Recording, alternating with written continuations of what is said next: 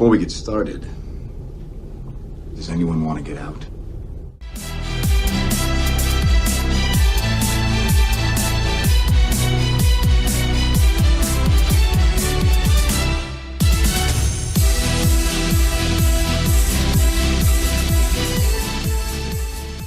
Welcome, Marvel fans, to episode 41 of Marvelcast, a Marvel Cinematic Universe podcast by fans for fans. Each week we will discuss the latest news regarding the MCU, followed by reviews and discussion of the latest released content in this ever-expanding multiverse. I'm your host, Steve, and joining with me, as always, is JG. JG, welcome back to episode 41. How are you, now that we got the show back up and running? Oh, I'm so excited. It's always one of my favorite days when we get to record and talk about Marvel. You know, we talk every day basically, but being able to, get in front of the camera now and be able to talk about something that we love, it's always very exciting. Yeah, I feel like, of all the franchises that you and I love, between Star Wars, Walking Dead, Marvel, you name it, it just feels like things are always in motion, and we got new reveals of everything as we head into this new year here. So I'm really excited, and this is an episode, just like last week. I think it's a great way to end one year and then start a new year by looking at everything we have to look forward to. And we have 4, 5, 6, we've got at least 7 kind of confirmed projects, and hopefully a few more that might make their way into our lineup. But we're going to talk about kind of the ones that we know are guaranteed to be coming our way. So I want to jump right in because I think we've got a lot to talk about. Now, before we do jump in, though, I do want to remind our audience that last week on episode 40, when we brought the show back after our hiatus, that JG and I have worked hard to set up the Marvelcasties, our second annual awards show. And next week on our show, which will premiere on YouTube and on podcast apps on January, what day are we looking at next week? I think it's the 19th. The 20th. Yeah, 20th. It'll be on the 20th. 20th, right? Yes. All right, so that'll be coming up our next episode. So really, to help us out to get ready, we are going to close our voting for the Marvelcasties this weekend, which will be January 15th. So please, this Sunday, get your voices heard. We would love to hear from more people to get more diversity and ideas into our show. So please share your opinions and go. There'll be a link on this video right here, and we'd appreciate it. We're going to try to share it on some social media outlets as well in the next couple days to get those numbers for voting up. But that's going to be a fun show next week. I know we'll roll out the red carpet maybe one of these days and actually have the Marvelcasties bigger and better every year. We'll keep growing it. Let's jump right in then. Our first guaranteed project that we've got coming our way is actually coming out in just over a month. Ant-Man and the Wasp Quantumania. And so February 17th, that's going to be coming out. So we've got, again, just about a month to go. And pretty soon we will be doing in just a couple weeks, our preview show, and then our non-spoiler review, and then our spoiler review. So we just had a trailer for that, for Ant-Man and the Wasp this week, so that's pretty exciting because I want to jump right in. JG, what do you think of the trailer, and what are you feeling about this movie coming up here in just about a month? Oh my goodness, I am so excited for this movie. This movie really is just coming out of nowhere, to be honest. And the Ant-Man movies, for me personally, they haven't done much. I think they've done a good job for the character, and I think they're okay movies. But, where a lot of people really like the first one, and what it brings to the table, it's kind of meh for me. It's okay. It's, maybe I'll rewatch it and things are great. But this movie, though, this Ant-Man and the Wasp Quantumania, this looks wild. It looks super dark in tone, which is such a contrast to what we have. But really, when you're looking at it, we're about to enter a very dark time for the MCU. Like, things, we had a little bit of hope, a little bit of rebirth, but man, Kang and his dynasty is here. Yeah, I just rewatched. I told you privately on our Snapchat or Discord here that I just rewatched the Loki finale this week right after that trailer because I'm so excited to see Jonathan Majors. I really my big thing that's sticking with me is, for the multiverse saga, we only saw Thanos for maybe 5 to 10 minutes of screen time leading up to his appearance, in the opening scene of Infinity War. With Kang, we are going to see versions of Kang really at so many different times over the next, couple years until we get the Kang Dynasty. And, I just can't wait to kind of get to know this character. It's going to have so much more impact. I mean, if we think about it, Tony and Natasha in the multiverse saga at the end, they sacrificed themselves. I really think, first of all, one or two main characters are not making that out of Ant-Man and the Wasp, in my opinion. And I don't think, as we go through the rest of the saga, I think Kang is going to obliterate multiple, different variants or even the heroes that we know because he wants to leave his mark on this universe. And I think he's going to, even though it's Ant-Man and the Wasp movie, I think Kang is going to get like he should almost. I mean, he should kind of get title billing too because he's going to be a threat to be reckoned with. And I'm so excited. The trailer made him look very intimidating. Yeah, and it's also super interesting. There was a recent a quote that was said by an executive producer at Marvel, and they were talking about that. Yeah, like, we've been hearing that Peyton Reed wanted this to be an Avenger level movie, but there's now this new quote that just came out a few days ago where they're saying that the same way that you watch the Civil War, or even whenever you watch Winter Soldier, and how those dynamics changed the MCU, you're gonna go in and watch Ant-Man and the Wasp: Quantumania, and you're gonna leave with that same thing, where the MCU is changed, where the MCU is going to alter, and that the events of this film are just gonna completely change what we have going forward. I think that this could literally be we've talked about like Loki, or even Multiverse of Madness, or even Spider-Man: No Way Home. This could very well be like the official start of the multiverse saga and what is to come. It is not out of the realm of possibility, not to build up hype here, but it's not out of the possibility that we see variants of other characters that are not Ant-Man related. Avengers, Fantastic Four, etc. I don't think that is super out of the realm of possibility. I think, this is going to be a taste of what's to come. It's going to have dire consequences. I do think people are dying in this film. Um, I keep going back and forth whether he's going to die or not. And I don't think they're gonna trap him because that would be too repetitive. Boy, that'd be awful if they just did that again for him, for the character. But yeah, I really do fear for a lot of the characters in this movie. And I do think there's a lot of trickery going on in the trailers. I don't think we are seeing. I think we're barely seeing anything that is in And this film. I hope we don't see much more between now and then. Like I know they probably will do some more marketing, but I hope that's the final trailer. I would really like to go into this film kind of blind. Like we know that probably the first act is about Cassie from the first trailer, the teaser, making some type of device to get them all sucked into the quantum realm. It looks like probably for the second act, you're gonna have Scott and Cassie and Kang together, and you're gonna have Hank and Hope and Janet, right, in different areas. And so they'll probably come together for the third act. But I don't really want to know more than that. I really want to kind of go in blind. I am excited, like you said. I feel like it's gonna have consequences. Like I just rewatched the first Ant-Man for probably the first time in like maybe 5 or 6 years before Infinity War, maybe, and I enjoyed it. It's fun, but it is very much small scale compared to most of the MCU films. It's very much about a family, a father and daughter, and I think we're going to continue to see that grow as we head into this.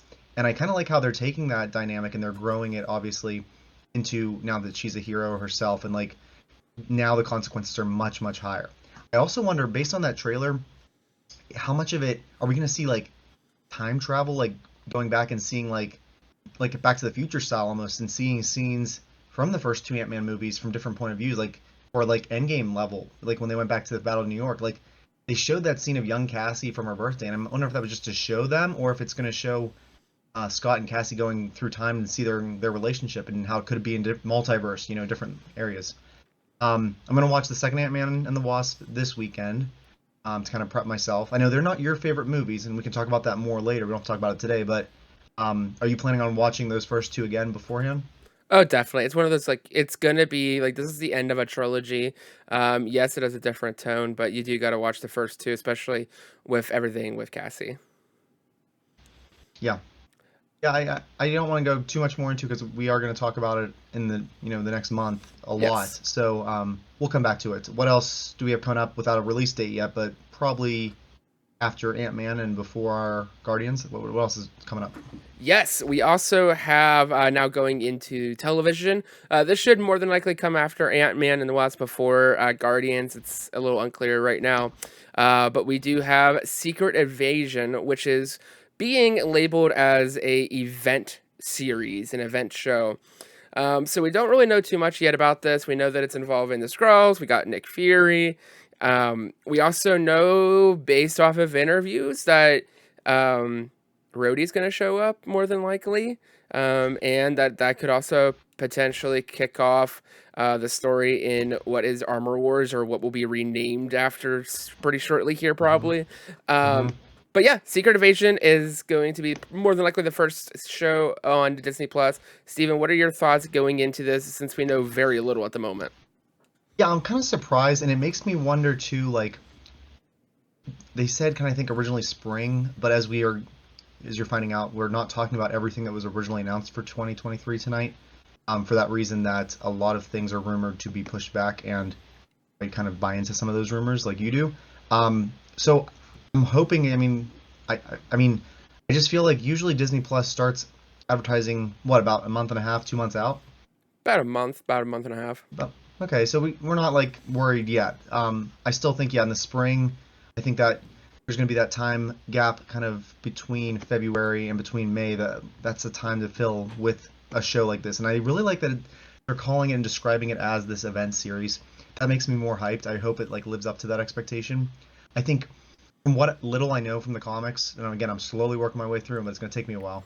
The Secret Invasion, the whole premise that there have been scrolls here since Captain Marvel 1995 or whatever year it was, and I would not be surprised if we find out during the show that some of the people and characters that we've grown to love have actually been scrolls this whole time. Like, could it be Rhodey? Absolutely. I mean, I'm trying to think of who else could be a scroll. We know some of the times we've seen Nick Fury, he's been a scroll, but there's got to be someone else to kind of do a big reveal. Could it be Thunderbolt Ross, who's going to keep having a bigger role, like leading into being the president's the rumor now? So that would be pretty cool. I think this show, yeah, it's going to hopefully have a couple cameos. I don't want it to rely on the cameos. I'm excited to see Emilia Clarke back on TV. I haven't seen her in a while. And so I think the whole premise, like, I think it's going to be it's going to be mysterious, it's going to be dark, like almost like a Winter Soldier vibe from what the little trailer we got last year was. I don't know. I think there's a lot of mystery around it, and I hope it stays that way. But I'm so glad to see it pick up on characters that we haven't seen in such a long time, like Nick Fury, like Maria Hill. So I think it's going to be a really great show, and I think it's going to really add to kind of pushing the story of Phase 5 forward. What do you think? Any other thoughts on that one? Yeah, there's so much potential here, especially with them labeling it as an event. Like, I think that really opens the door that any character can show up and could show up in this, especially if they're connected to Fury, and especially if they're maybe more. Well, I was gonna say street level, but I mean even Cosmic could really come into this too. Um, I'm curious to see if this will also tie into the Marvels as well. They're being very tight-lipped about that. I think out of any project right now, that's probably the one that we've seen the least amount. Like, we've only had, if you really want to consider that, a post-credit scene. Really, that's about Mm-hmm. it right now. We at least have had a full trailer for Secret Invasion.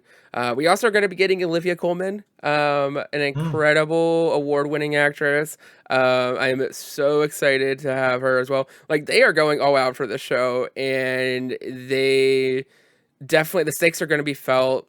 I'm really excited the fact that it's going to be a mystery. Not only do we just know very little right now, but I think going into the show itself, and as we are watching, we're going to watch this unfold.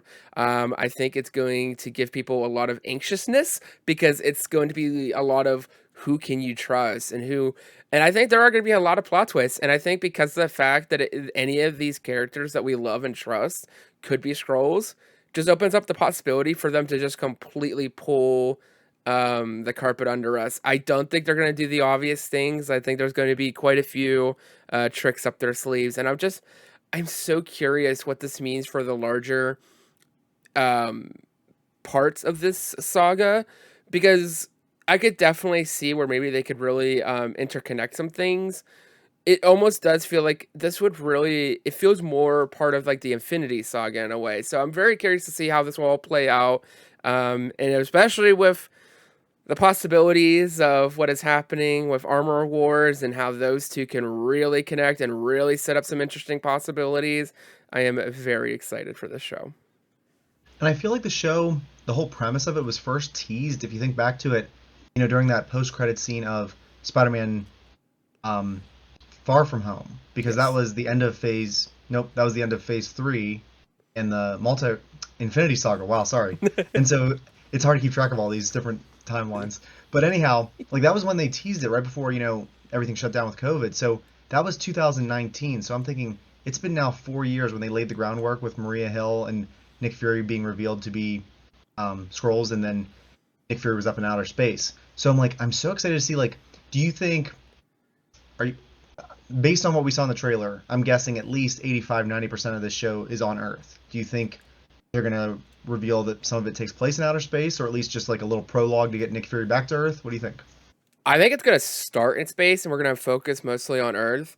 Almost kind of like it's gonna be a play on words, almost where the secret invasion has already happened, but it's literally going to be Fury and his team invading Earth to kind of save Earth.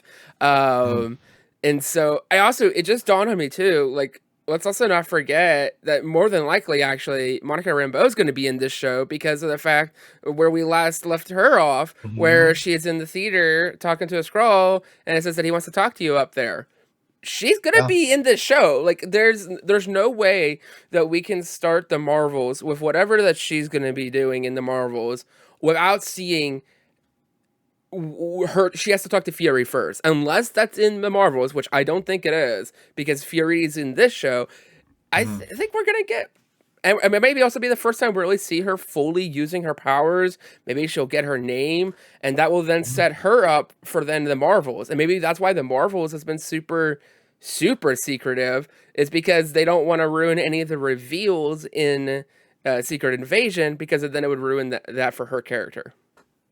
I could be wrong here, but I'm gonna go on a limb based on what you just said and say that this show and WandaVision are equally as important to watch as Miss Marvel to get ready for a primer for the Marvels if you want to really know where all these main characters are at the start of the Marvels. Because Yes.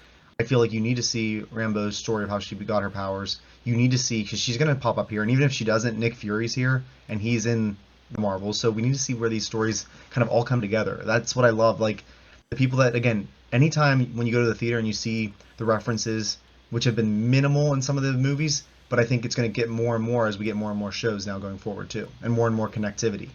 I'm so excited for it. I hope we get a release date soon, or at least a window to kind of start planning out.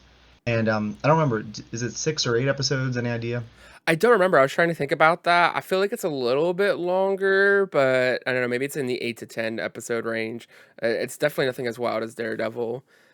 I could also see it being more in the line of like the 50 to 60 minute marks, like Andor, Yeah. and yeah, I think it'll be more in that tone almost too. Prediction: we'll get another. We'll get a.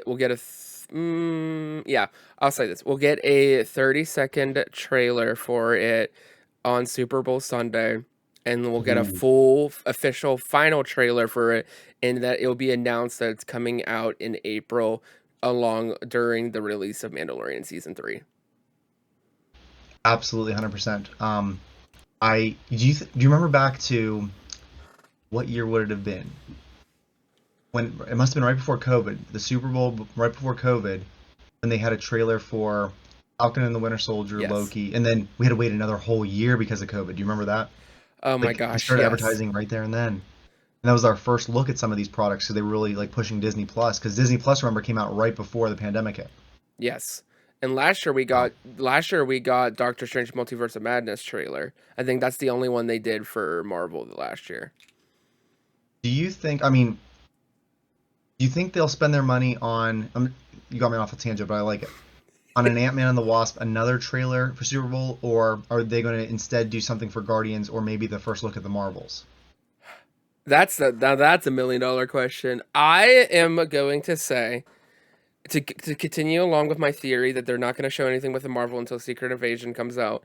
I think that they Hmm. will show the official trailer, because I think we had a teaser trailer for the whole lingo is so weird, but I think we'll get an Hmm. official trailer for Guardians. That way they could play that new official trailer for Guardians in front of Ant-Man. I like that, and I think could we potentially, what would be really cool is if we get our teaser for the Marvels as a post-credit scene from Secret Invasion's last episode, like they did with No Way Home. Post-credit was actually the first look at Multiverse of Madness. It's very Maybe. possible and very likely. I think with how connected these are. I mean, to be fair, we haven't even gotten a teaser trailer yet. This movie comes out in July, so it's very But possible still. like you said too, yeah, it is odd. Like they haven't started a teaser yet, but unless, I mean, you could probably edit a teaser together to avoid spoiling anything from Secret Invasion that you don't want to spoil right now. Yeah. But at the same time, aren't there different teams that do marketing Yeah. that do the editing for the actual product? Like maybe they don't know what to put out yet. If we get a teaser, I'll say this: if we get a teaser for for the Marvels, it's not gonna have Monica in it at all. And in that case, if it 100% does not have Monica, then in my opinion, it 100% confirms that she is in Secret Invasion and 100% has a big role in Secret Invasion. I just don't think they can do that because the way it was announced as it is, the three of them are the Marvels, the leads of this movie. That would be like doing a Civil War trailer without having Tony Stark in it. You know what I mean? I think you can do that in a way where, because when we think of the Marvels, I think it's very easy for the general audience to think of Miss Marvel and Captain Marvel. And I think that you can kind of allude to the fact that Monica is in the story. Maybe you paint over a picture of her mother, or maybe Carol is like holding on to like an old picture or an old yearbook or whatever. I think there's a way that you can reference her without showing her to continue to keep this facade up or whatever they're trying to do. If that was the case, I'd almost rather they just wait and not do anything because my thought process is that is such a slap in the face to the actress. And Very you true. just know the trolls online are going to make references to different reasons of why she wasn't included. So, like, at Yeah. this point, if that's what they're going to do, then just hold off because it needs to be all three of them front and center in the teaser and in the trailer because they are top billed for a reason, all three of them. I agree. All right. So Secret Invasion again. Hopefully, we'll get some more information. I like your theory. I think in less than a month at the Super Bowl for our first look and announcement on that. So that'll be great. Yes. All right. So speaking of, then just a little bit later we have Guardians of the Galaxy Volume 3, May 5th. We're getting two trilogies coming to an end. They both started in Phase 2, and now here we are in Phase 5, and they are both coming to an end. So JG, we've also seen the trailer for Guardians, or not the what are they calling it now? First look or Teaser, like the official teaser or whatever. teaser. So we've seen the teaser. I mean, it's going to pick up after the holiday special. We are in for an emotional ride. So talk to me. I mean, Guardians has been some of the most fun, and like whereas I know you don't love the first two Ant-Man movies, I think you really do like the Guardians movies, and so this is probably, and again, I don't want to spoil our Marvel casties. I know you are excited for this one. Talk to me. What are you most excited to see Peter or James Gunn bring to an end here? I am just excited just to see where they take the story. I think there's so many emotional beats they can do. Everything with Gamora, everything with Rocket, and just so on and so forth. And I think we are gonna go on one hell of a ride. We're gonna have one final dance to one final song. The soundtrack to this is gonna be like one of the best soundtracks of the year, out of any music. Not just Marvel music, not just movie music, like just in general. Um, yeah, characters are dying in this one too. Characters are gonna say goodbye. They're gonna go into the sunset, and I think we are going to see the tease for what is to come for the next iteration of the Guardians. I don't think they're going to be so quick to jump back on that. However, the Guardians are very important to the Marvel storyline. The Guardians are very important to Marvel Studios because they make a lot of money and they're very well. And there are many different versions of the team, as we have talked about on the podcast. We found out that there's many different versions, many including characters like Adam Warlock. I think even Arrows was even at some point involved in some capacity.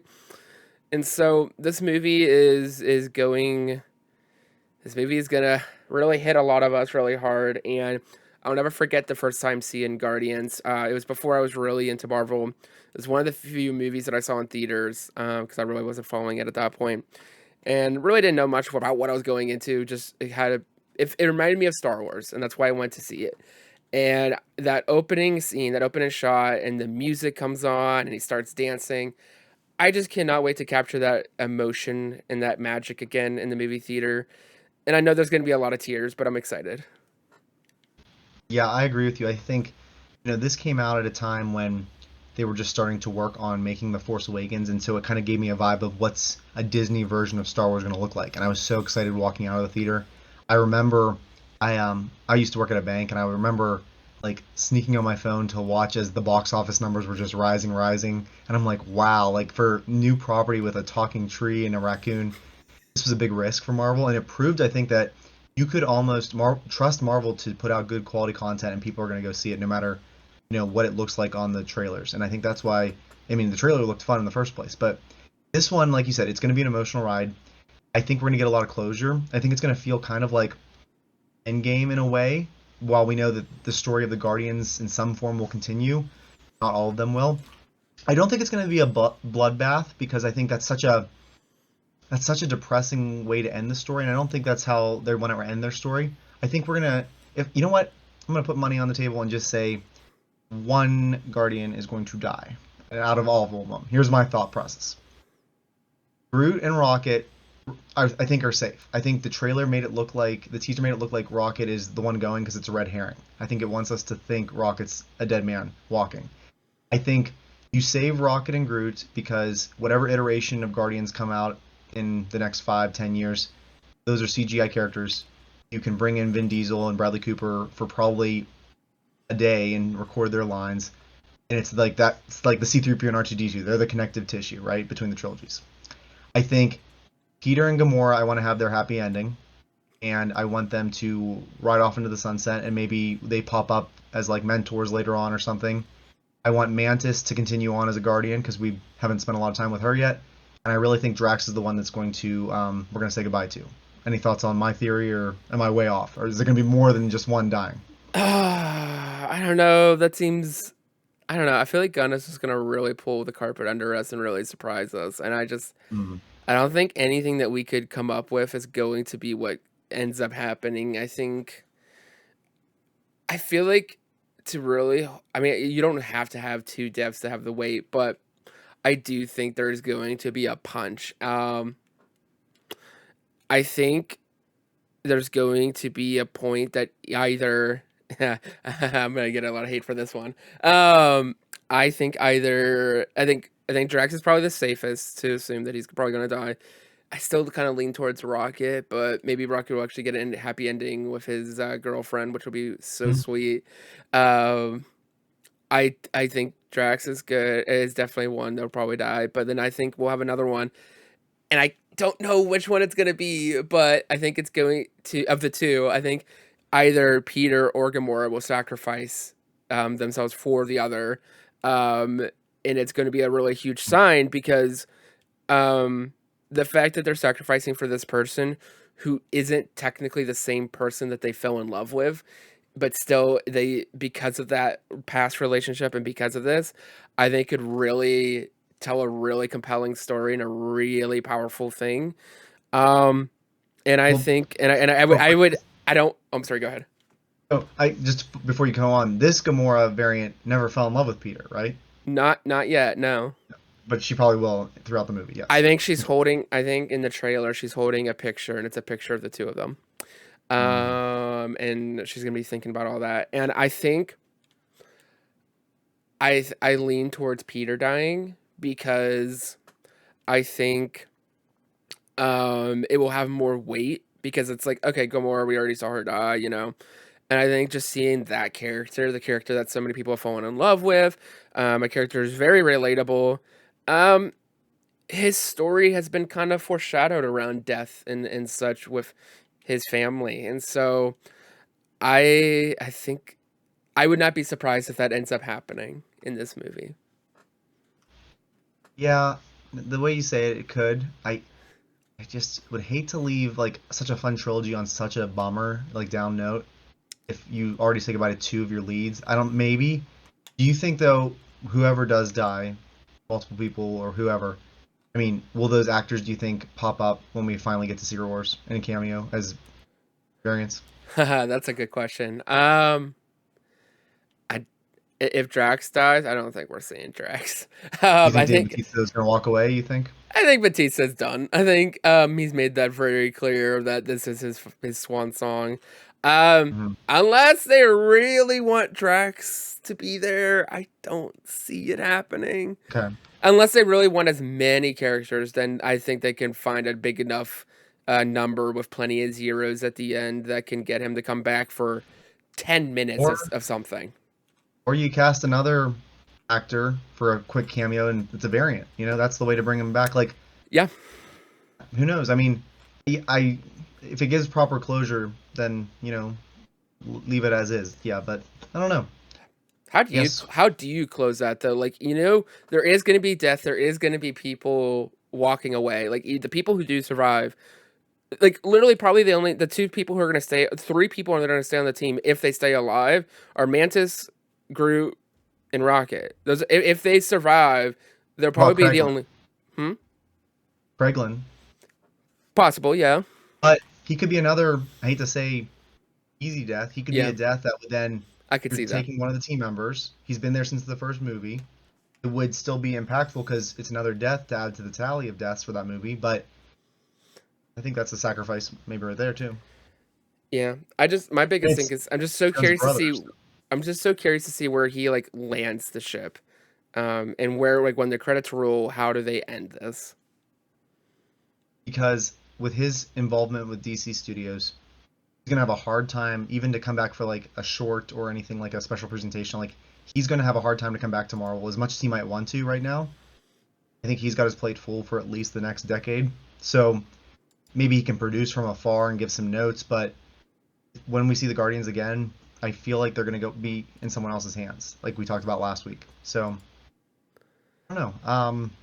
Yeah, I'm curious how he's gonna end it. I think I'm just glad he got to finish the end. I know there was times where he wasn't hired to finish the end, so I'm glad he gets to finish the story that he set out to tell. All those years ago when he first made the first movie, and it was such a risk. Like it could have flopped, and we might never seen the Guardians again. You know what I mean? It's hard to That imagine that universe. that would have been a crazy what if for sure. What Mhm. isn't a crazy what if though is the fact that we're getting the second entry in the Spider-Verse animated multiverse, Spider-Man Across the Spider-Verse, that's set to come out June 2nd, which is supposed to be a sequel to the first one that came out, Spider-Man Into the Into Multiverse. Yeah. the Spider Verse, yeah. Yeah, Into the Spider-Verse. The Mm. titles are very similar. We did just recently, I would say relatively recently, in the past month or so, got a trailer, very much a teaser, a lot of prior footage, but enough to, I would say, whet the appetite because I don't want to see much more, to be honest. What are your thoughts about seeing many, many, many Spider-Men? Yeah, this is a movie that I'm really excited for because I regret not seeing the first one in theaters. I didn't see it till it was out on Vudu. Did you see it in theaters? Yeah, Dolby. Oh, it looked so good. Why didn't I go to that one? I don't know. I waited till I could watch it at home, and I've watched it a handful of times. Like, it is probably, if not my favorite animated movie, probably one of my top three. I think about some of the Pixar and Disney movies too, but it is such a great movie. Like, the animation style is perfect. Like, and I loved how you brought in all like the variants of Spider-Man in the first movie. Like, they were doing multiverse stuff years before Marvel Studios started doing multiverse stuff, and they did it well. And it was such a good movie. Like I just my only worry is, and I shouldn't be worried about it, with having so many variants in this one. And again, most of them are just gonna be quick little cameos. I just worry that they don't overdo it and it takes away from the story and the characters that they want to focus on. I know that some of the variants from the first movie are not coming back, like Nicolas Cage has not been asked to come back. But yeah, I mean, I don't want to know a lot about the plot. I want to go into this one, and I know this is part two of three, and the third one's supposed to be the end already, which is kind of hard to believe they're ending it when it's such a critically acclaimed and successful franchise. But yeah, if it's three great movies, three great movies. I'm always curious too. Spot's the main villain, right? Is that his name? Yes. But you know that there's going to be other variants of like they look so cool, like the way they showed like quick glimpses of like the villains in the first movie. I don't know. I could ramble on and on about it. Like, what are you most excited to see in this one? I'm just excited to see, just to watch the visual masterpiece that this film is. Like, unless something drastic happens, or unless somehow Disney could come in and swoop it in with like Wish or something, this movie's gonna win Best Animated Picture. Like, it's not even a question.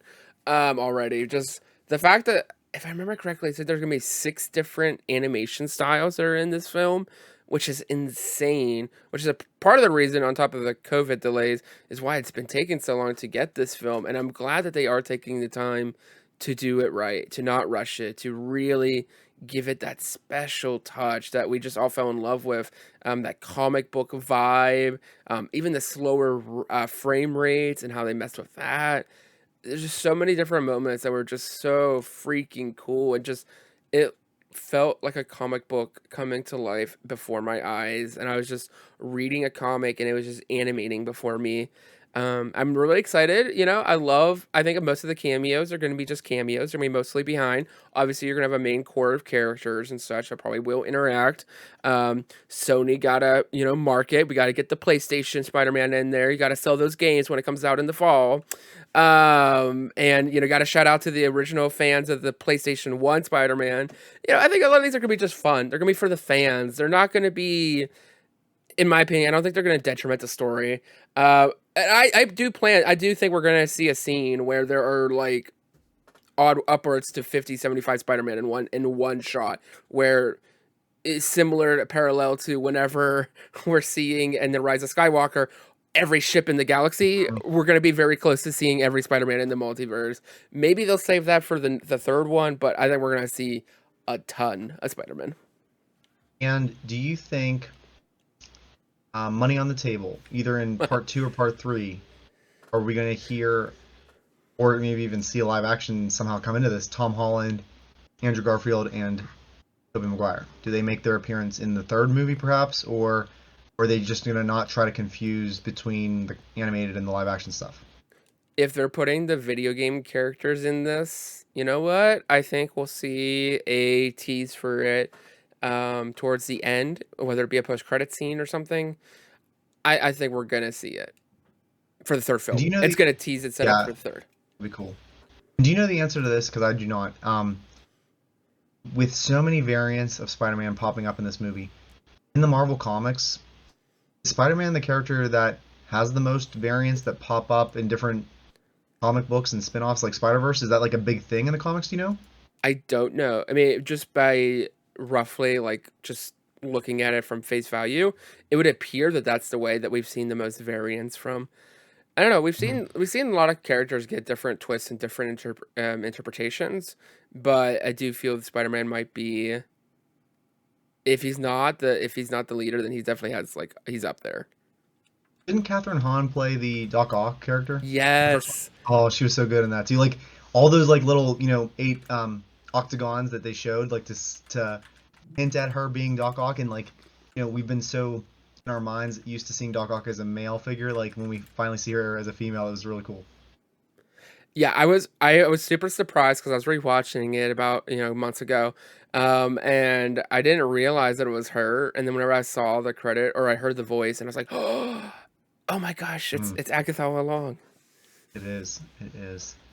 Yeah, so that'll be coming up here on June 2nd. I think between Guardians taking over in May and Spider-Man in June, I think this Hummer is going to be in high gear Marvel ideas going on. Yeah, so that's in June, and then probably in the summer as well, I'm thinking. Our next property is going to be our first ever sequel season on Disney+.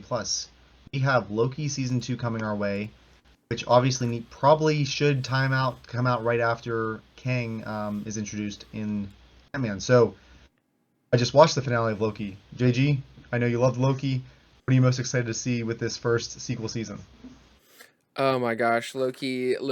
I think Loki was my favorite show for that year. I think.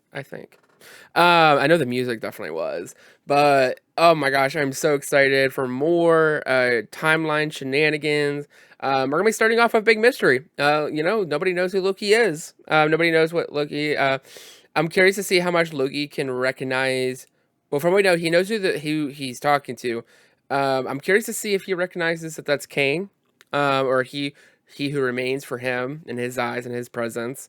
So I'm curious if he looks up to the statue. Does he recognize? I would assume so. I'm very curious also just to kind of, I want Sylvie too. As much as this was a Loki show, it was also Sylvie's show because Sylvie is also Loki. So the show was so surprising, and I could care less about Loki, and I know that's probably a very unpopular opinion. I really just did not have that connection to that villain and anti-hero character. Did not do much to me. I was maybe impacted a little bit whenever he did end up dying, but this show just completely turned that around, and I'm just enthralled. I'm enthralled about two characters who are variants who love each other, who are the same but also different, and I very excited and want to know what happens next. I agree with you. Like, I liked Loki as a villain, but like they kept kind of recycling the plot. Felt like in every Thor movie.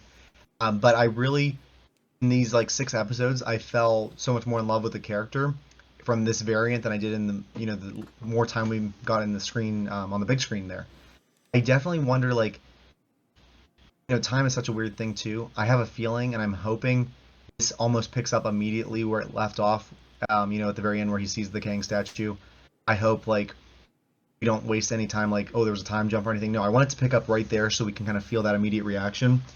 I want to see kind of where all these characters are left off. I want to see Mobius riding a jet ski. That's something I've been waiting to see from his Yes. variant.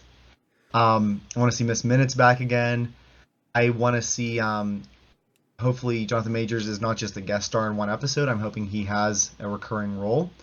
I'm also curious, I'm sorry if I mispronounced the name, Ki Hoi Kwan, who was in Yes. Everything Everywhere All at Once, which I still need to see. When Kevin Feige saw that movie, he offered him a role, and like, you know, he was so big back in like the 80s in Indiana Jones, and he was in the Goonies, and I think he's kind of like fell off for a while.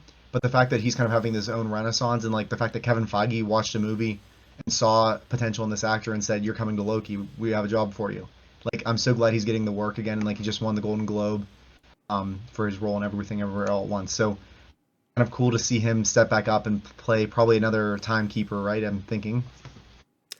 Yeah, I'd be curious to see what role they have for him. I feel like that would probably make sense. If you've seen that movie, there's definitely a lot of fun possibilities that this character that he could play, and that, he's got some experience. That's all I will say. Because that is a movie you need to go into blind, Steven, and I cannot wait for the messages I will get once you watch that I movie. think I'm just gonna bite the bullet and probably either rent it or just get it if it's worth buying. I'll get it on Vudu because it's only on Showtime right now, which I don't have. And if it was streaming anywhere else, I'd watch it at this point. But I'm at the Yeah. point where I have with two of the actors winning big at the Golden Globes and probably will continue to win big in other awards.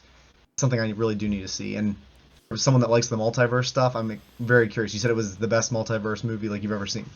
Yes, it is. It was your top film of last year, wasn't it? It was my top film of last year. It is. Better than Morbius? Oh yeah.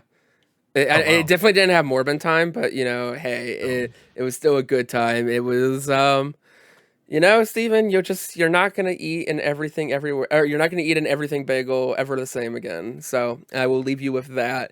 Yeah, I'm Um, gonna try to remember that. Maybe this weekend. We'll see. oh my goodness, yes, it's a must buy. Not even a question. Hmm. But yes, I'm so excited to see, and it's gonna be also curious to see how this will play into Ant-Man and the Wasp Quantumania, because I do think there could be some connections and some.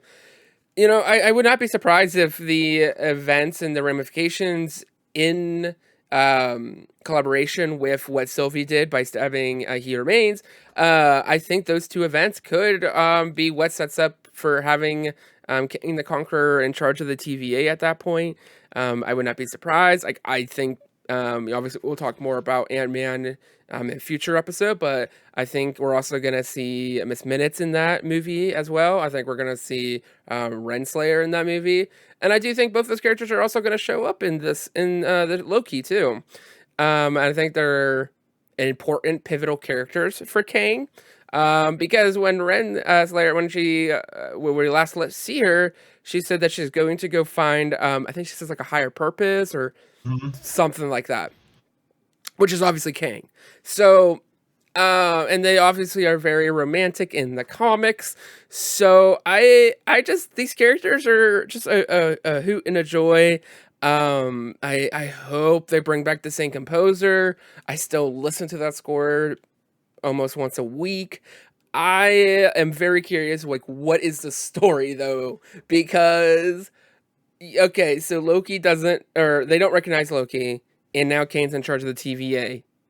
Now what? So I'm very curiously excited. And it almost makes me wonder if like they're in a different timeline right there and then, because obviously things have changed. It's an alternate reality than what we were used to for the first season, so everything's going to be on its head. Last we saw Sylvie, she was in the castle for He Who Remains, so now she's got to find a way back to the TVA. Um, I'm just so curious to like, again, obviously there is an important story to tell because this is the only show so far that's been greenlit for a second season and already filmed a second season. So there's got to be a reason why like this show gets a follow up and nothing else has yet. And I think we'll see a few more follow ups, but this is going to set the tone for this is the first ever sequel season. Like we've gotten Mandalorian sequel seasons, but we've never had a Marvel one yet. So I'm going to see how it stands up, and I hope it lives up to the legacy of the first season. I All think it right, will. bold, way too early prediction. Are we gonna get a repeat? And at the end of the final episode, post credit, we get a Loki will return in season 3. Yes, I feel like it's going to take a couple years till we get it, but I feel like Loki is still such a popular character, maybe even obviously more loved than you and I ever had before for him.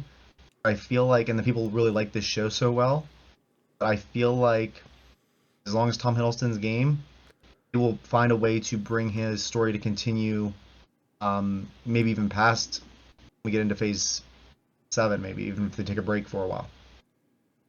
I agree with you, and I think it's for the simple fact of this. I think the show will grow beyond what is the Kang problem, and obviously, I think he could play a huge part of that.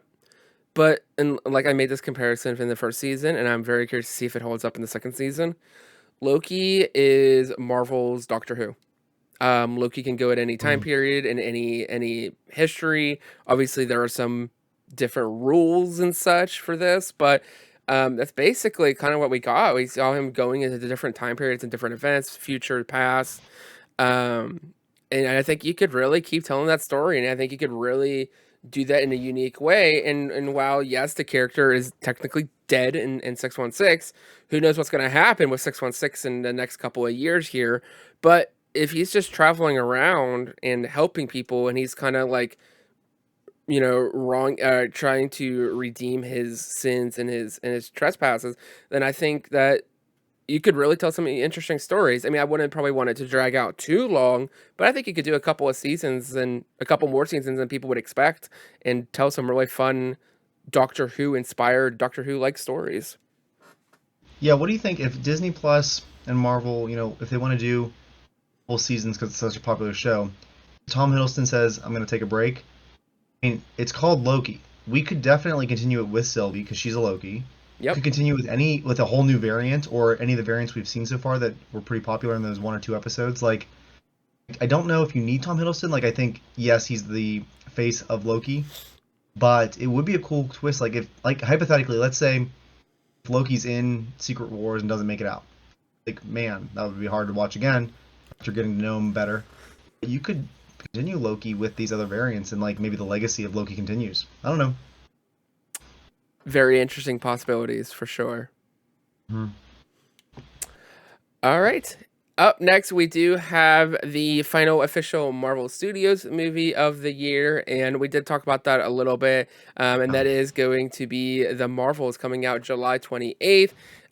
We definitely have dipped our toes a little bit into this conversation, but Steven, specifically looking into this movie, into something that I don't even know if we got in a poster yet, to be honest. I think we got 1 or 2 set photos, and that's it. What are your thoughts about this mystery project? Well, obviously, there's a reason they're playing it close to the chest. They don't want anything to leak because I think there are some big reveals in this one. I don't even know who the villain is. I don't really know. I know we could look it up, I'm sure, but I'm excited because I think I'm most excited to see this movie. I have a feeling that this movie is going to be the situation where the sequel is a stronger film to the original film.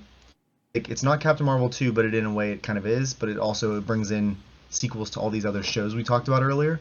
So I feel like that's what I'm excited for. I'm excited to see this kind of be a step up. I'm excited to see it continue the story that 3 or 4 shows have brought us already. So I think that's going to be important. I think it's going to be a lot of connective tissue to push the cosmic side further. don't think we'll spend a lot of time on Earth, and I don't want to for this one. I think Carol Danvers, I think that Rambeau, I think that Miss Marvel, I think are all going to play big roles as we head into the next Avengers films. So I think this is a chance for them to be a girl power team on their own before they join a bigger team of all kinds of different cool characters. So yeah, I'm excited to see where this goes. I don't know. I really hope we see something soon, but and one other thing, it just feels so weird. Like you mentioned, I think last week. Oh, what do we have? Like after the Marvels, how many months until the next Marvel Studios film? Uh, Plenty. We'll have Disney Plus shows, not as many as we originally were hoping to have, Yeah. but we'll have Disney Plus shows. But it just feels weird. Like we usually get like Black Panther in November. We're used to having we're spoiled with having 3 or 4 films, and one of them usually at the end of the year. Yeah, it's you could definitely tell that the production here, the production slate is changing. They're readjusting things. I think that is due to more restructuring of leadership, and giving more time for editors so that we could get more content. I think the content has been really good with what they've been doing. But if it means that, people can maybe go home after work at a reasonable time, spend more time with their family, not have to work on the weekends, whatever it may be, um, I'm all down for just that. Looking ahead, it does look like here that the next film is supposed to be May 3rd. Which I don't see how that. I mean, that'd be the largest gap that we've had since I don't even know when. I mean, I know there was a point where we're getting like maybe 2 or 3 movies a year, but even then they were spaced out like every 3 or 4 months or so. Going from July all the way through May, that's 10 months. That doesn't seem like something Marvel wants people to do. Like they are used to like this rhythm and people going to the theater and almost like religiously. And if you have that big of a gap, I mean, you and I took a gap on our show, and now we're kind of playing catch up now. So it's like, I don't know if Marvel wants to do that either. I'm surprised they And can't move anything else up. Wait, what's the one in May of 2024? it's the Captain America. I mean, could that be pushed up to February if it's done? Do you I think, or do they I leave don't it even May think 'cause they've it's started off in the filming summer? yet. I don't think they started filming yet. So I mean, they would have to start filming tomorrow And if it seems they're like from the little we know, that's going to be a heavy CGI movie too.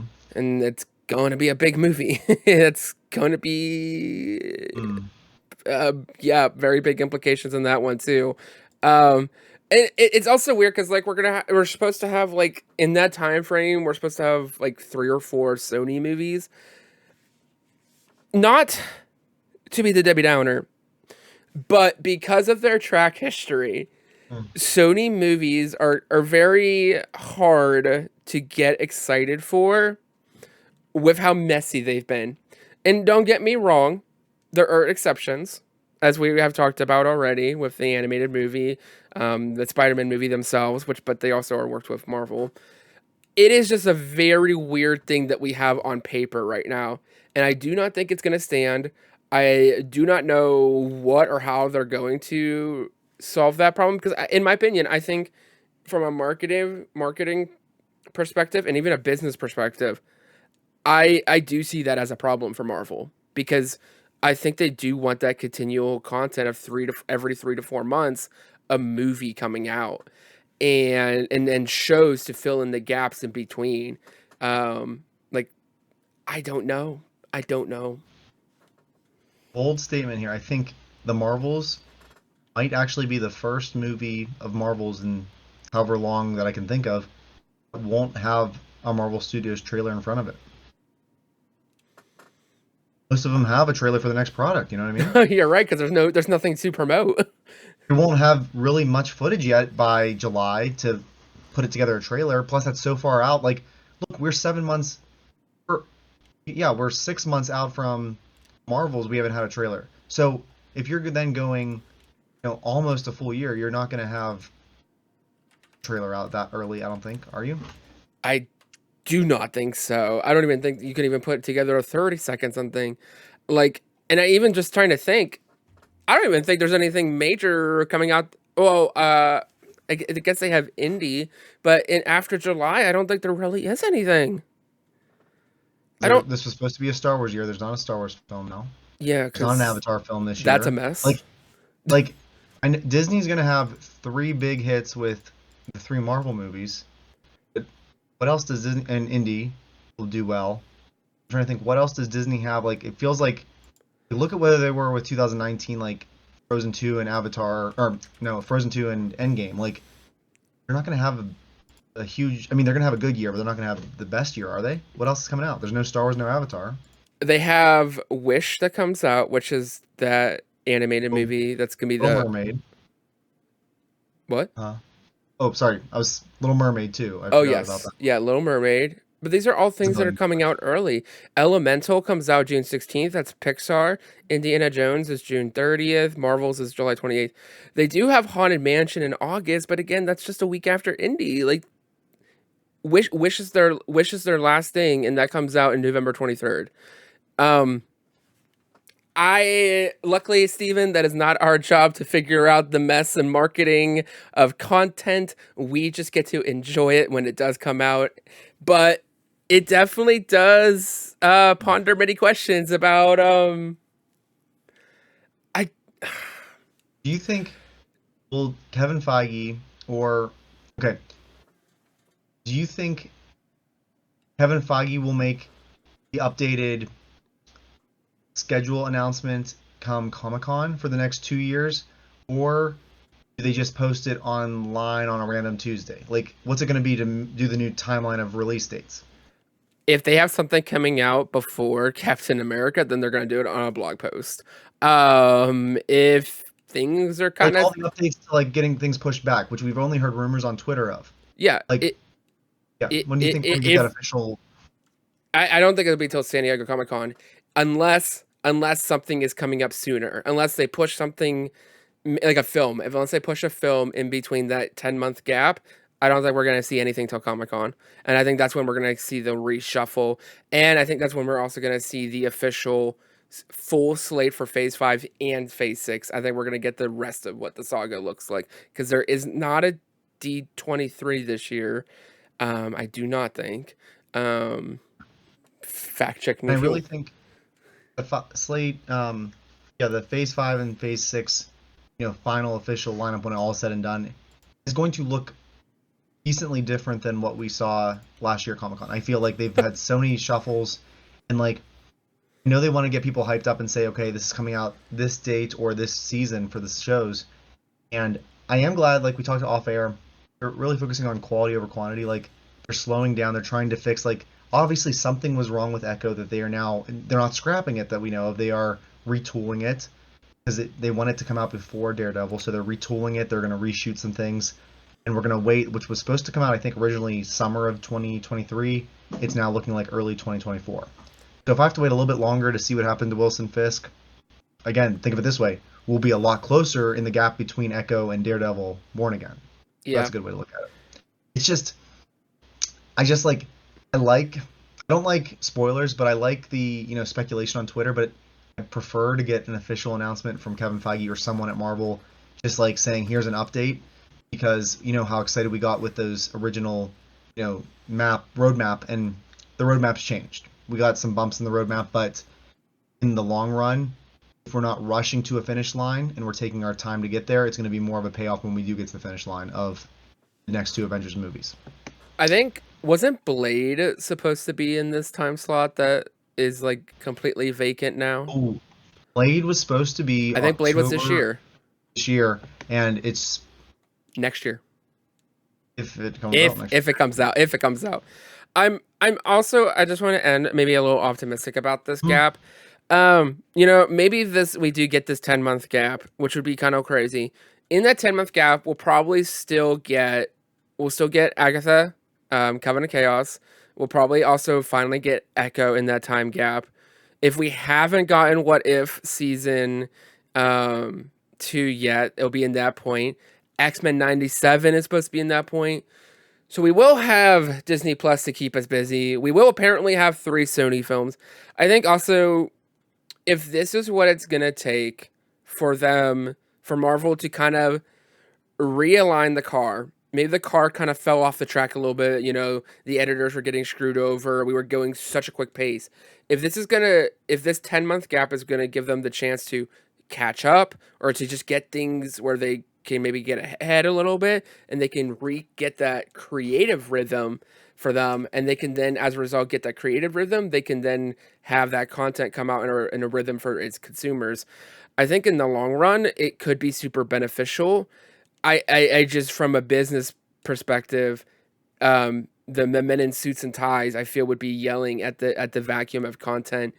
But we do have new suits and ties. We have Iger. Iger was always about the content, putting the power into the creatives and not into the bankers. So I think we have a very interesting time.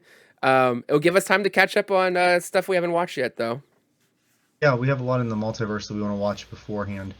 Um, I was just thinking something random too before we go to our last two products. You made me think of it somehow. But basically, the idea of like, imagine in a world where Disney Plus didn't exist, and you know how expensive these shows are. They're not going to go on ABC or anything like that. Probably not selling it out to Netflix like they did with the Defender saga.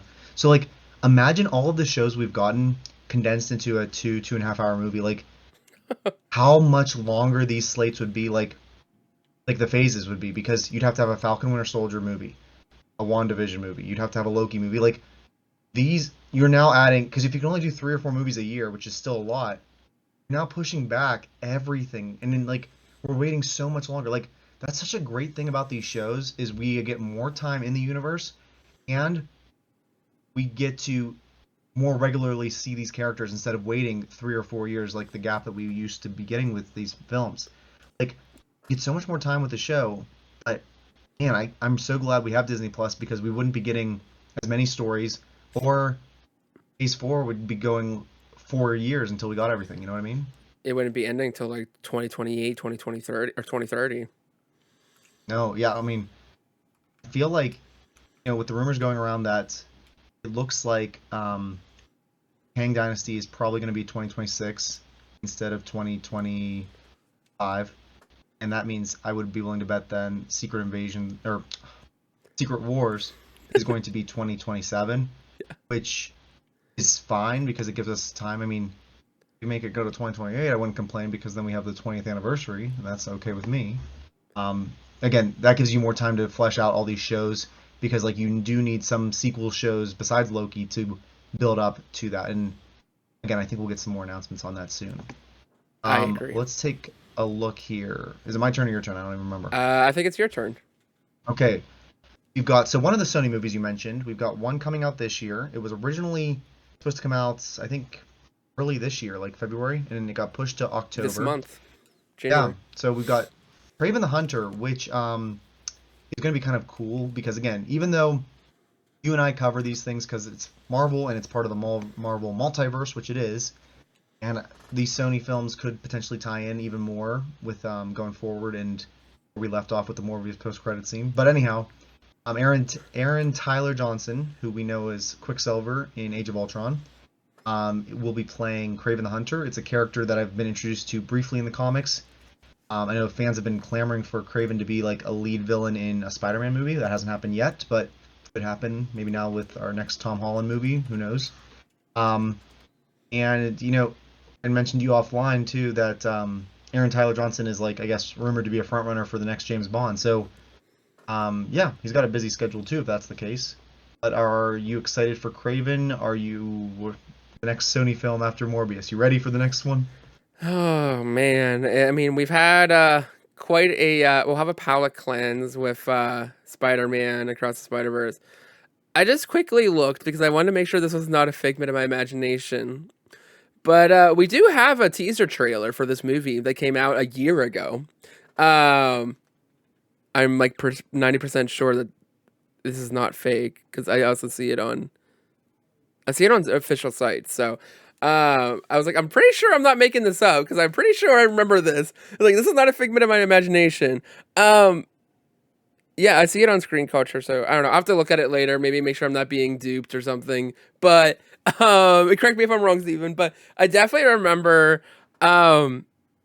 seeing a little bit of this, and I think it might have been, I don't even remember, because the whole Sony thing is full of delays and weirdness and craziness and Morbius. I absolutely don't know anything about Craven. I'm gonna go into this movie pretty open, as I do with most films, especially Marvel films. You know, Sony is trying to create their own universe. They're also trying to connect it with the MCU, and Kevin Feige's having a more hands-on role. So, you know, maybe they're taking so freaking long is because Kevin had to do quite a bit of work. Um, However that all looks out, I have always have said I'm super intrigued to see what Sony is trying to pull off. They're trying to do something. We don't know what that is yet. And Craven, I feel, is a piece of that puzzle, along with the other projects that are to come. I really don't know how much more to go off of, just because I'm just not super familiar. I'm not. I wouldn't even say I'm excited. I'm very curious though, but I am ready to embrace this to become a meme if it is to become one. I did just look up. Venom: Let There Be Carnage had a Super Bowl trailer on February 3rd, 2021. So I'm optimistic Sony will start advertising and getting the word out that their universe is continuing. Because, I mean, these movies do make a good bit of money for Sony. I don't know many other. They don't have big franchises, a lot of them. So this is going to be some way. I think it would be a good decision. I think to start promoting this maybe next month as well. Even though it's a little bit further out, but at least do a teaser to get people hyped up to see. I mean, oh, could you imagine if they kept it tight-lipped enough that maybe there is a Spider-Man in this movie? Like, and finally we're going to see which Spider-Man it is. Like, that would be the talk of the town if that was in the Super Bowl commercial. But I don't think it is, because I think that would have leaked by now. I think they're still saving, hopefully, Andrew Garfield for whatever team up they end up doing. Let him be in the Venom 3 movie. Yeah, that would be cool. And especially that might come out around the time of Deadpool, Logan, or Wolverine. That'd be kind of cool. Lots of Team up possibilities movies. there. Well, we are going to end on maybe a really, or not even a maybe, but it is a really fun show that is probably going to be wild from what we're hearing from the leaks. It is Ironheart. We got introduced to her in Black Panther: Wakanda Forever, and I am so freaking excited. Her chemistry, her humor, the delivery, just the energy. I'm just so ready for it, and the fact that they're saying that this is going to be kind of like a magic versus technology kind of vibe is kind of like what they're selling it as. And you have Anthony Ramos in it. Like, all right, I am ready. Yeah, I can't say much more, but I am super, super, super excited for this. I am too. I just looked it up because this is really fascinating me too. Ironheart made her first appearance in May of 2016. I want you to think about that. That was around the time of, looking over here, 16. That was around the time of, oh yeah, that was the same month Captain America Civil War came out. So she is really, for leading her own show and now being in the MCU, probably the most recent like major character. Like I think it used to be Miss Marvel, but I think she was like 2010 or 11 or something. So like this is a character that is, came out at the time of Phase 3 starting, so she's such a new character, but I love that. I mean, like, the Marvel comics have 60 years of history. It's all kind of blended together in a very short time frame. Well, the Marvel Cinematic Universe is spread from 2008 to 2023, the year we're living in right now, and now onward. I don't know, I really want to see more of her interactions with other characters. Like, we've seen her in Wakanda. I would love to see her with Miss Marvel. I feel like there's not that big of an age difference between the two of them, and they're both, like, super kind of geeky fans. I want to see them interact. I want to see more of, again, building up to a Young Avengers, that it's slowly building up, and we know it's coming eventually, but and I want to see her in Armor Wars. I don't think it's going to be just Rhodey's movie. I think we are hearing rumors it's going to be kind of almost like a West Coast Avengers, which I'm all for. I think that'd be cool. I mean, you know what? You mentioned earlier about them possibly changing the name. I would not be surprised if they changed it and called it West Coast Avengers. That way it's not like an official Avengers movie, but you put the movie word Avengers in there, and you now bumped, $700 million to over $1 billion movie right there. Even if it's not an official Avengers, they say, but it's still West Coast Avengers like in the comics. Yeah, I want to see her continue to develop and grow. I'm excited to meet the Hood and see, like, I think, like, in the Multiverse Saga, we're getting so much more magic. We're getting so much more cosmic stuff. Like, the stuff that was just teased in the first 3 phases is now being fully explored in these shows and movies. And I can't wait to see where she goes. I'm so glad she's gonna be probably one of the well, Miss Marvel was. She's one of the youngest though, kind of lead characters though. So I'm excited to see her. Yeah, and I love the fact that we are diving more into the magic, like you said. Like we were very street focused, which makes sense starting out, but now we're diving in. And Feige's always talking about this, how we have the different, sections of the MCU, and this is a big part of it. And I think this is gonna be like one of the first times that we really, really dive into it, in a long form because obviously we've seen it in Multiverse of Madness, and we've also have seen it a little bit in WandaVision, but now we're really gonna I think we're gonna really dig into this in a whole lot of like science and tech versus all the magic and the weird things that come there. Um, there's definitely possibilities for many characters to show up as well. I do think that I don't think she's going to show up, but I do think Agatha is going to be mentioned, and I think the post credit will for that will be for her, and it will lead into the Coven of Chaos show. Did you hear the rumor that Mephisto supposedly is going to show up in this show as well in some Yep. way? So maybe this show and Agatha are more connected than we think. Yeah, Um, I I I think I think it was reported a hot minute ago whenever Blade was supposed to come out, mm, that it was supposed to be like kind of like a trilogy of stories of sorts with Blade, Ironheart, and Agatha, Coven of Chaos. so maybe they're just kind of condensing them into these two, which will be fine. I would love for this show to start anytime before November because I think back to where we were with like when we first met Yelena in May of last year of 2021, and then we saw her again in December in Hawkeye. Like within less than a year, we saw her twice. That was such a Yep, cool like synergy that if we can get to see Riri again before the anniversary of Black Panther: Wakanda Forever, just to say we saw her twice in a year, that'd be really cool. that would be really really cool. Oh, I had a question I was gonna ask you. For Ironheart, it's gone. It'll come back to me. Mm, mm. It'd be like that when there's so much great content. Uh-huh. You know, I don't want to get too far off a tangent Yeah. because we're probably a long episode again, but I mean, you've heard the rumors this week too of the Strange Academy show, right? Yes. So what I'm hearing online, and again, it's all take with a grain of salt. Doctor Strange 3, Doctor Who, Doctor Strange, you name it. Doctor Strange 3, with his adventures with Clea and the incursions, is obviously going to be super important. That's why they were trying to fast track that, even if they have to push back, Kang Dynasty another couple months or a year. They need to have Doctor Strange 3 out before that. Okay, that makes sense. And what I was hearing online was the Strange Academy show, which is going to really focus on Wong and America, which would be awesome, and hopefully Madison. Um, this show, I guess, is supposedly going to like deal with the magic, the cosmic side, like all of that stuff, and especially be kind of again a really important show because like as deep as Marvel is going now, like think about like where they went with the Celestials, think about like where they're going with magic and all these other shows. I think it's going to be kind of designed to be like I think they're gonna maybe even advertise it like if you haven't watched everything, you need to watch Doctor Strange 3, you need to watch Strange Academy because they're gonna be like the 101 basically teaching you like America and Wong are gonna like review all of the things we need to know before we get to Kang Dynasty, which for us it might I mean sure it'll still be an amazing show, but for the people that haven't watched it all, I think it's gonna be a good oh crap, this is all the things I missed, but it's a nice reminder as we get ready for it. A good little refresher, definitely. I just want to see America again. Like all these characters, like that's even with the amount of content we have coming out, we're still sometimes going 2 or 3 years till we see these characters again that we fell in love with.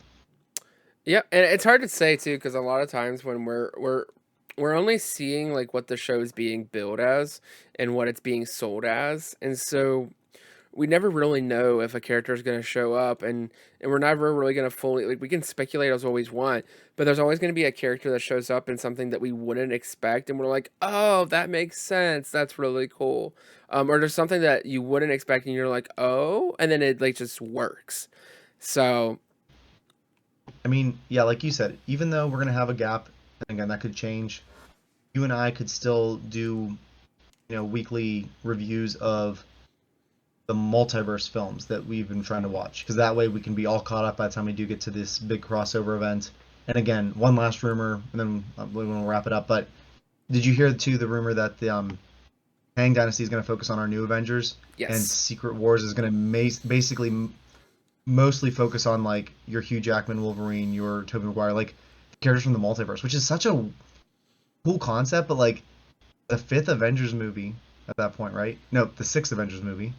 You kind of hard to imagine like they're going to promote it. I mean, I guess the nostalgia factors there, right? Of these characters that have been around for 20 plus years, and then like how do you even top the portal scene? Like I keep thinking about that. As much as I love the portal scene, I'm like, how do you top it with double or triple the amount of characters?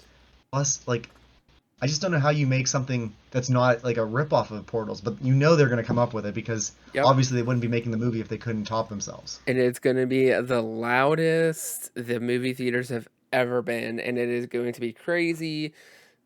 I can't even fathom. And like that's the thing that's gonna be so cool too, is that in speaking about all the shows and the movies that we're talking about, is that we're gonna have so much more story invested building up into this. Because of course, we have this saga, and the saga itself is so much more dense than the previous saga.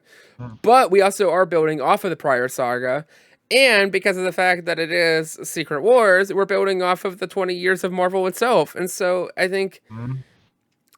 I'm more interested and very intrigued with what the future after the multiverse saga is going to be and how they could even attempt that to top that. And I think that's what's going to be so exciting, is that we're going to continue to watch these stories unfold, these characters come and go, and just we're going to have an epic tale of sagas, of characters, stories, events, that it could fill history books, and it could be um, its own mythology. It is its own mythology.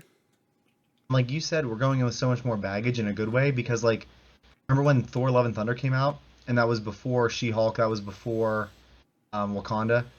There was as much content in Phase Four up till Love and Thunder, hours of content as there was in all of phases one, two, and three. Like, Yep. and we still have all of phase five. We haven't even started phase five. We haven't even started phase six. Like, we've got at least 2023, 24, 25. I would say 4 or 5 more years until we see the final payoff. And that's now, again, getting very close to a 20th anniversary of the MCU. And then you could make the argument that Blade started, what, 1997 or something like that. So, I mean, it's going back now 30 years, at that point. So it's so hard to imagine who else they could bring in from all the Marvel television and movies. Um, and I guess one last thing, which is kind of cool for this show and for our audience, JG is reading some more kind of current comics, like I think started around 2018. Yes. And I did some of that, but I'm really kind of working my way from the earlier days, even though those comics are just so wordy and like they give every exposition they don't need. But I'm enjoying like very slowly getting to meet these characters for the first time. Like I just read like Kang's first appearance, and I'm like, this is so cool. Like he Mm. looks like the Kang I'm gonna see. I know his character arc is gonna be so much more complex when we get to more modern comics like you're at, JG. But I think it's kind of cool that we're both kind of reading comics, but there's like almost a 60-year gap between where we're at. It's still the same characters and the same Yep. story. It's like one continuous event, just like the MCU. We're going to get to a point when there's 20, 25, 30 years of story, hopefully, but it's so it's just the same story, and we got to experience it all. I still think like I've got an almost 1-year-old son at home, so I'm not going to even introduce this to him until he is late. I'll introduce him to Marvel. I've already done that with all kinds of Marvel toys and books and stuff. But MCU, I mean, what's a good age to even start this? What do you think? Oh 10, god. 11, 12? Yeah. I don't know. Depends on the kid, So you probably. can really So if I wait 10 years to really dive in with him, okay, what we'll be in the the f- fourth saga we'll be in at the that fourth point. saga at that point. Yeah, we'll have probably have Oh complete. We will man, probably have just completed the third saga. how do people? No, I'm serious now. How do people that are born now? How will they ever get caught up? Like there are 25 James Bond movies. That took me 2 or 3 years because I'm such a slow watcher and got distracted to watch all 25 of them. There are 10 or 11. There's 11 Star Wars movies. There are, like you can get caught up with Star Wars. There's still a lot of animated content. But like no franchise has ever been, and I don't think will ever be as big as what Marvel has made in the past however many years. Like how does someone born now ever get caught up with this amount of content? And because you can jump in at any point, like a comic book, like you did Yeah. with 2018, and that's great the way it's designed. Like you could jump in really any phase and start, but there's so much. Like if someone's going to see Ant-Man and Wasp Quantumania for the first movie they've ever seen in Marvel, they have so much background that we're gonna miss out on. Now Marvel tries to put out those little explainer videos beforehand, but still, I don't know. Like, is it possible to become a new fan, or are they just gonna rely on all the old fans now? Yeah, I think it's very much a passing of the torch. I think they have their fans, and they are now just slowly introducing the fans that they have are introducing people into it slowly here. These Marvel movies almost like at one point were just constantly putting in $1 billion. It was nobody looked at it any differently. Um, for new fans coming into this and the new generations, it's really ultimately it's gonna come down to, I think, starting with different sagas. It's going to be the beginning of a saga is going to be the entry point for viewers. Whether you start, with the beginning, if you really want to be crazy and you want to go all the way back to the origin, then you got to start in the beginning with the Infinity Saga, or if you want to kind of come into, if we're going to talk 10 years from now, come into maybe the middle of the story, start with then the Multiverse Saga. Oh, you're super into the X-Men. Okay, well then start with the X-Men saga. Start with the third saga. Mhm. Um, I think that's gonna be the easiest way because I don't think you can easily jump into a phase. Like I don't think, for example, I don't think you could jump into phase 5 or jump into phase 6 without the context of the phase that came before it or the origin. Because it's a trilogy. If they keep with this structure, which I think is pretty simple, um, then you can always enjoy it. Probably the easiest thing is to start with the saga that's currently going on and watch the stuff from the beginning of that and try to get caught up as much as you can. Um, I think it's easy for other franchises and fandoms to be like, oh, just skip this episode or skip this thing or, oh, you could come back to that. But Mhm. Marvel is showing, especially recently, that you can't really skip anything. They could try to No. summarize it into like 15 minutes of dialogue in a movie, but if you Mhm. want the full the weight, the full context, you gotta watch every episode and every show, and that is quite a commitment. We're crazy because we do it with multiple fandoms, but you know, I think there are multiple entry points, and I think this franchise is going to go on for decades and decades. Very well could go on beyond us, and it's going to be crazy to. It's not even. It's unfathomable to think about a concept like that.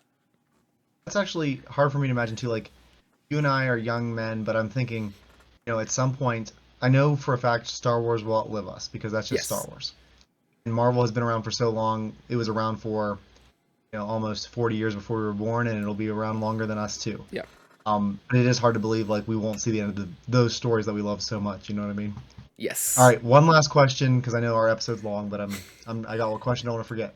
Okay, 2027. Hopefully at that point the pandemic is a thing of the past completely. Movie theaters are back to normal. Life is back to normal. Um, Secret Wars, if it is what it's supposed to be, rumored to be, and it has 30 years of nostalgia, plus you bring back, hopefully Robert Downey Jr., Chris Evans. Does Secret Wars become the highest grossing film of all time? Does it beat Endgame? Is that the movie be all end all for the time being? I think as long as it is the perfect scenario for people to go see movies, I do think so. I'm looking at right now, Avatar is sitting at a 2.9. Probably with another couple releases because it's Cameron, it'll probably get close to 3. Always Um, putting Titanic out again, right? yes, he is. But that's at two. Ugh. That's at 2.1, so that's not even gonna come close. Hmm. Um,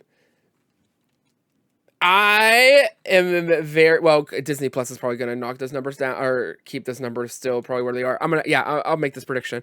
Um, Secret Wars will be the first movie in its original theatrical release. I'll put that clause out there, to make 3 billion.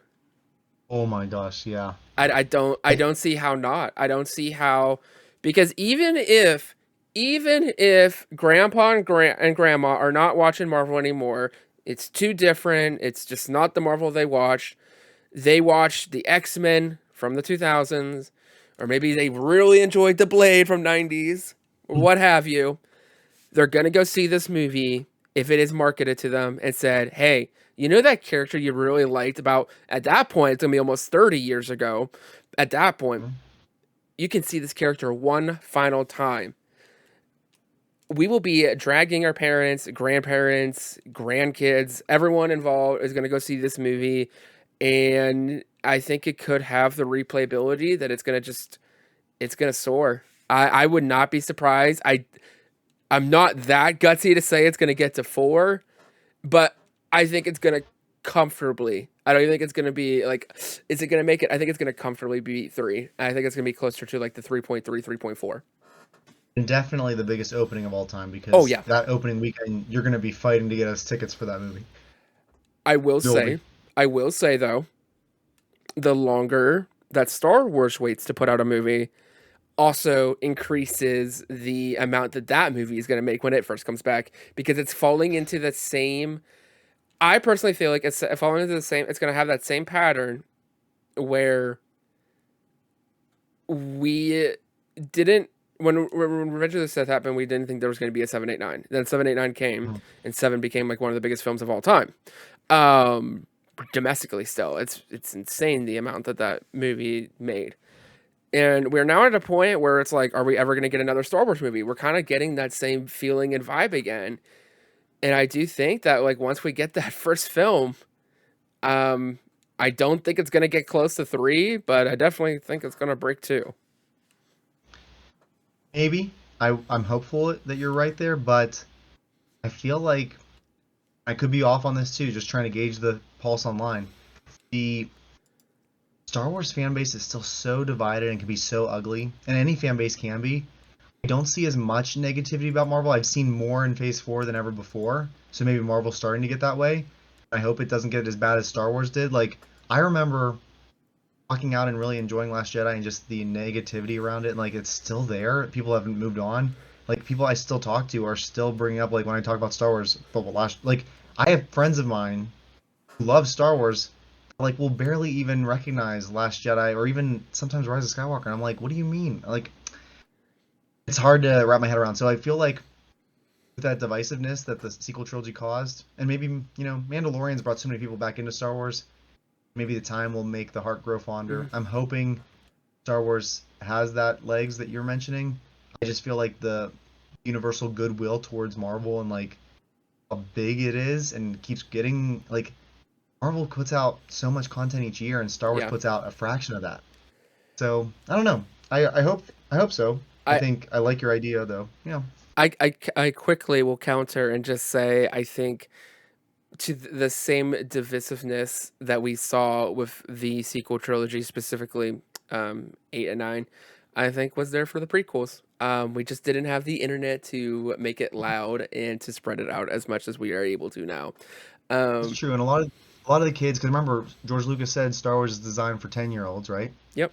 Yeah. When we were kids, that were our movies. You and I were. That was when we were in the prequels, right there. But for the 10-year-olds that are now 12, 11, 12, 13, 14 at this point, as they get to be our age and start making their own podcasts and making their own, blogs and stuff like that, people that loved the sequel trilogy and that was their Star Wars, that maybe that was the only Star Wars they've ever seen, they're going to, and it almost is a smart decision to wait a couple more years to bring back some of those characters in that story. I mean, I think Disney knows what they're doing, and I think Lucasfilm does too.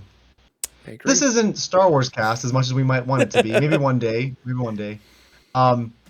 So for that, JG, anything else you want to promote? Anything else you're working on your channel right now? Nope. Just going through Lost, getting that back up and running, doing lots of great stuff with you, Teeny. So all Star Wars stuff there, which is always super fun. But nope, just another great Marvel week with you. Yeah, it's been great talking to you tonight too, and that's gonna wrap up episode 41 of Marvelcast. We hope that you enjoy diving into our predictions, our speculation, our hopes, not just for 2023, but we kind of dove all over the place, and I hope you enjoyed our tangents because we enjoy them, and I hope you like them as much as we do. And we really want our fans to interact with us and this podcast, and we can't wait to hear your feedback on some of the different topics we talked about tonight. What are you most looking forward to in 2023 and beyond? So if you could please email us your thoughts, your questions, your comments. Our email is marvelcastpod@gmail.com. Once again, that's marvelcastpod@gmail.com. Any thoughts you have, or just tell us again what you're most excited for, and we will share that out on the next episode. We would also appreciate it. It really helps if you can subscribe to our channel 1138 Productions feed, and if you could leave us a review, that really helps boost us. Plus, now that we are on YouTube at Marvelcast, if you search for Marvelcast and click the channel button, we will be one of the first things that pops up. Marvelcast Pod, right? Podcast. Yes. Yep. And so if you like that, we would really appreciate if you could subscribe and like it. I mean, the podcast on YouTube just started with episode 40 last week at the beginning of 2023. So it's slowly growing, and we want to kind of keep pushing that so that way we can get more eyes on our channel. And we would really appreciate if you know anyone that likes Marvel, please share our podcast, please share our video. It would be great to, again, get more people and more engagement as we kind of rebuild the show after our time off. But again, for myself, from JG, we hope you have a marvelous week. And remember, I could do this all day.